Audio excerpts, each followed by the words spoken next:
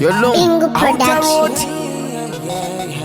Yo DJ Crispy, yo DJ Nasty, yo General Outer Road. Bingo Nge Production. iko kero nge John Khalifa, iko kero nge munu akafa.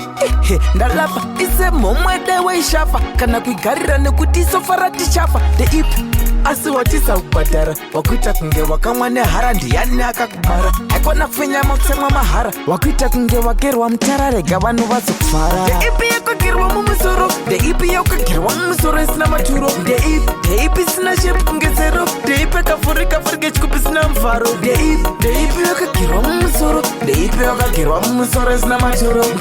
The ip isina shape kunge zero, the ip yakafurika furika chikupi isina mfaro. Sangogerwa kwese kwese, ndinoda kuti ndikuonese. Usatenharo usanipikise, hausi kama fresh hausi mukuvise.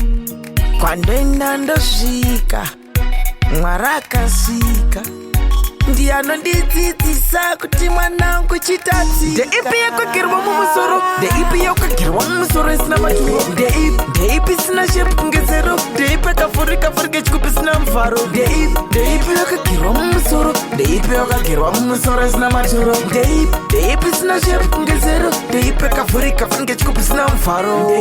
Ekugerwa kunge John Khalifa, ekugerwa kunge munhu akafa. Ndalapa ise momwede we shafa, kana kuigarira nekuti sofara tichafa. The ip asiwatisa ukubhadhara, wakuita kunge wakamwa nehara ndiyani akakubara. Haikona kufenya makusemwa mahara, wakuita kunge wagerwa mutara rega vanhu vazokufara. The ip yakagerwa mumusoro, the ip yakagerwa mumusoro isina maturo. The ip isina shape kunge zero, the ip yakafurika furika chikupi isina mfaro. The ip yakagerwa mumusoro, the ip yakagerwa mumusoro isina maturo. The ip isina shape kunge zero, the ip yakafurika furika chikupi isina mfaro. Sangogerwa kwese kwese, ndinoda kuti ndikuonese. Usatenharo usanipikise, hausi kama fresh hausi mukuvise.